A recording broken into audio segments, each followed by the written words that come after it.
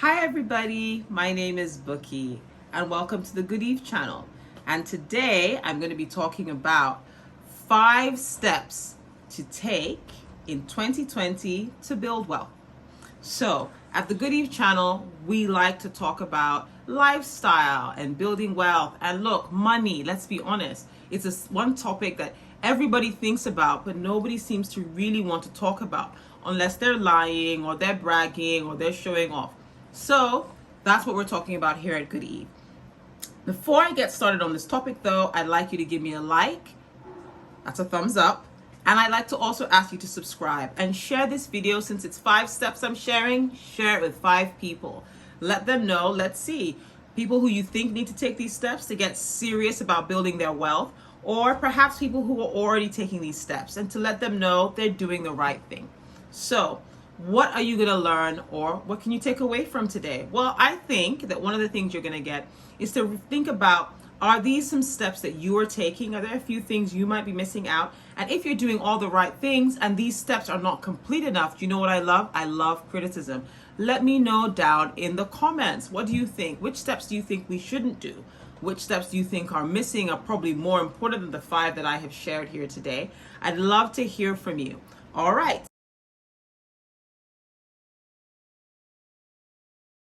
So the first step that I'd like to see you take in 2020 to build your wealth is to track your expenses. There's something I will always say, and I learned it from my time being an HR manager in a multinational.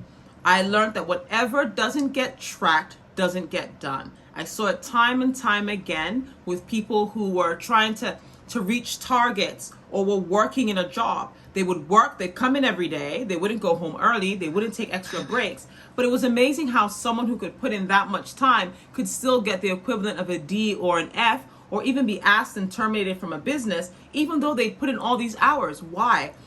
A lot of times it always stemmed from setting goals. They had goals set for them, they were not aware, they didn't think it mattered, they just did what they thought they were supposed to do on their job. And sometimes there's a misalignment with that. And even when they knew, you had another category of guys who knew what they were supposed to do, but guess what? They weren't tracking to see if they were doing it fast enough. They weren't tracking to see if they were meeting up with the goals that they needed to do to perform. And so they were shocked by the time they would be aware. It would be at the end of the year when it was time to do a performance review. And they were, shock horror. I can't believe, but I've been coming to work every day. I come on time.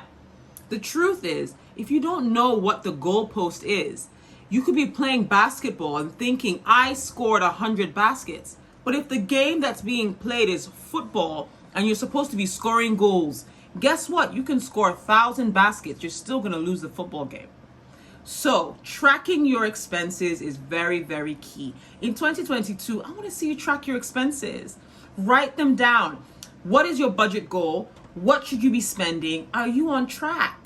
So when I say track your expenses, it doesn't mean write down what you spent. That's just step 1. It means also track it and compare it with your budget, with the goals you've set.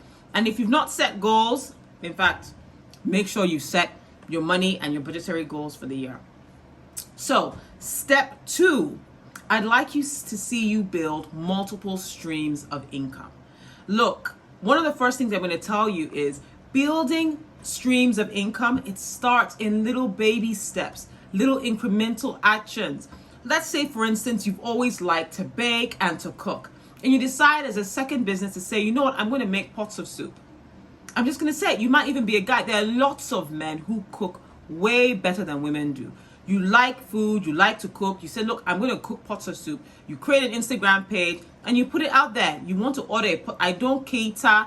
All I will do is give you delicious pots of soup. Family of 6 can eat it. That's an easy business because you already like to cook. You're already cooking at home. When you're making food for yourself, you can just make for this other person, package it nicely, get a dispatch rider to deliver to their house, right? When you start doing that, you're not going to double your money in 1 month. You're not going to double and make enough money to say, oh, I'm balling, I can quit my job in 6 months. Most likely not.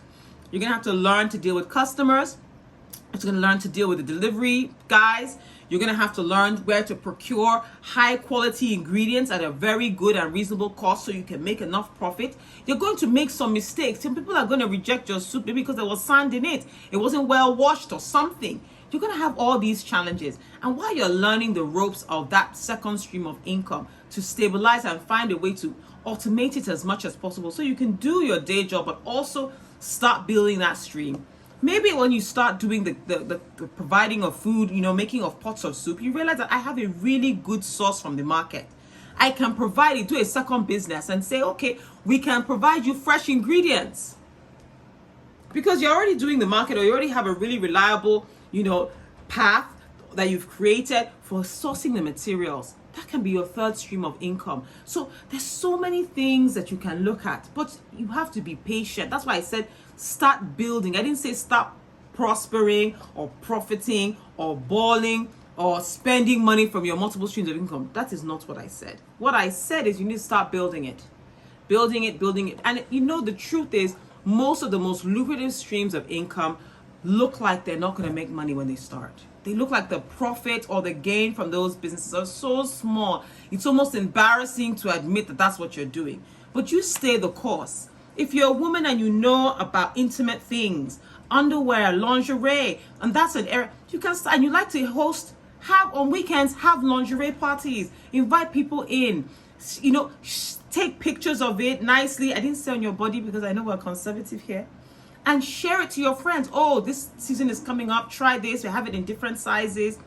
If it's something you're interested and passionate about, it could become a source of income for you. But you have to be patient. You build wealth slowly, and you most certainly will build businesses slowly. But be consistent and persistent. So 2022, I want to see you building multiple streams of income. Step 3, invest the money that you have saved. So I'm assuming a lot here. I'm assuming that you have some money that's saved and it's just sitting fallow. So if you've not saved, first you need to start saving in 2022. But I want to believe for those of us who have some savings, I want you to be more intentional about investing that money immediately. Have a plan, even before you've earned it. The next pot of money or the next sum of money I'm going to get, if I get 100 naira, I'm going to put it here. Have a plan for where it's going to go. Don't let the 100 naira come in and then you're like, what should I do with this 100 naira? I can assure you, if you do that, 100 naira will not make it into the investment. Maybe even 10 naira will not make it into the investment. So I want you to have a plan before the money comes in. Once I get a next amount of money, a bonus, my salary, I've paid all my expenses, and I have a little bit left over. In fact, before your salary comes in, assume this is what should be left over. You should know that 10%, if it's 100 naira, 30 naira will be left over. Know where it's going. And I want part of where it's going to be an investment that will give you a return. Okay? So that is step 3, invest your saved money. Point 4, educate yourself. Now, one thing I find is that no matter how much the market stays the same, when I say the investment market or in the investment environment stays the same, it also really changes. There's even educating yourself about all the scams that are out there. Let's say you're conservative, you're just going to do bonds and T-bills and conservative, stocks, blue chip stocks, fine. And you've decided that, that's what I'm going to limit myself to, and I'm going to focus on that and be consistent with that. But you can educate yourself on how the blue chip companies are performing. There was a period of time 15 years ago, there was a particular blue chip company, Cadbury, where it was discovered that they had fraudulent. I believe they had been publishing erroneous performance reports. Previous to that, Cadbury was considered in every way to be a blue chip company in Nigeria in terms of stock. I'm not saying they're not a blue chip company now. However, you can't compare the stock price of Cadbury and how it's performed to Nestle in Nigeria and how it's performed. Why? Because of that issue. So educating yourself to understand the trends, to understand the history, even if what you're choosing to do is T-bills, money market, mutual funds, and direct blue chip stocks, There's a lot to educate yourself. Read, keep reading, keep being curious. If you have a stock, let's say you're investing in 20 blue chip stocks, take it upon yourself to find out, to set Google alerts. So if anything happens with those companies, you're the first to know. And then also, I always say avoid scams. Educate yourself to know what the new scams in town, because they're getting better. These guys are getting better at packaging, putting together these scams in such a way that when you see it, you even think they're more legitimate than the legitimate businesses. So you need to understand, am I being marketed to? Are they marketing rubbish to me? Is this legit? Is it not? Educate yourself. Talk to investment advisors. Talk to friends. Read. Watch videos like mine on YouTube. There's so many of us that are trying to come up in the community. Unfortunately, they're not a lot from the Nigerian community, but educate yourself. So when you hear something and it sounds too good to be true, you know what? If you don't know anywhere else to go, drop me a question on Instagram. I will look into it for you. But there are a lot of places you can go to, investment advisors you can go to, talk to them one-on-one, and they will talk about these things, and they'll be able to say, look, even if they don't know, they'll say, look, what are the returns? You know what? Those returns, just know, high reward, high risk, high likelihood you lose your money. And by high, I mean 95%. So sometimes when you're chasing return on investment, remember that return of your investment is also very important. Step 5, we're on the last step already. Collaborate and partner. And you know, this is so important. When I say this, collaborate and partner, you can come together, but you must do it wisely. Collaborate and partner. If a group of you can come together to buy, to buy land. So maybe you're trying to buy land and someone says, I'm selling only 6 plots and I want to sell it in bulk. Do you have a group of you that can come together and buy the 6, but you get your individual allocations? I didn't say you have to remain together, or maybe you're trying to buy a plot of land. You only have enough money for the equivalent of half or a third. Can you partner with 2 other people and you guys demarcate it into 3? There's so many things you can do. Sometimes we're always waiting until I can do it by myself or alone, until we go slower. There's so many opportunities to work with investment clubs, legitimate investment clubs, where you can get a lot of information, and there are even opportunities there to collaborate and partner and build. So definitely in 2022, I want you to begin to look into this. Look for people with good, who have good reputations, who have integrity, who are honest, and they have a track record. Very important. Sometimes someone just says, oh, I'm in the church, I'm leading the choir, and you see this person, but do you ask about their track record? Remember, the church is meant for sinners. It's not meant for saints. A lot of people who are in the church, me, I'm not excluded, are sinners. So that they have learned to sing very well and worship God does not mean they've overcome the fact that they're very bad with money, or that they lack integrity when it comes to money. So understand that you need to know about someone's track record. Anybody that's uncomfortable when you're collaborating and you're partnering, is uncomfortable putting together an agreement, run away. Is resistant to putting things in writing, even if it's not a contract, run away. Cannot provide you a track record of people they've worked with to achieve and collaborated, be wary, watch more. But this is definitely, when you get this thing right, it multiplies your effort. The word says that 1 will slay 1,000, but 2 will slay 10,000. So the multiplication effect, the multiplier effect of partnering and collaborating cannot be emphasized enough. Now, because you've stayed this long, I have a bonus step that I'd like you to take to build wealth in 2022.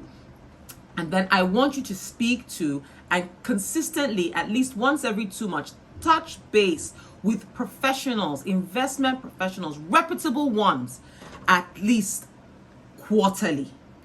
Quarterly at worst, but ideally every 2 months. Have a conversation with them. How is the market shifting? What opportunities are appearing? What are their views on some of these investments you've heard about? Don't only say, well, I don't want to talk to them because they're going to market something to me. Of course, they're going to try and sell something to you, but it doesn't mean these guys have access to a lot of the research. They have access to a lot of deals and opportunities, commercial papers that may not even be visible to the general public. I want you to speak with them more frequently. Now I've covered my 5 steps and I gave you a bonus one. I want to thank you for listening today. And as I always say, be humble and learn. Have a good night.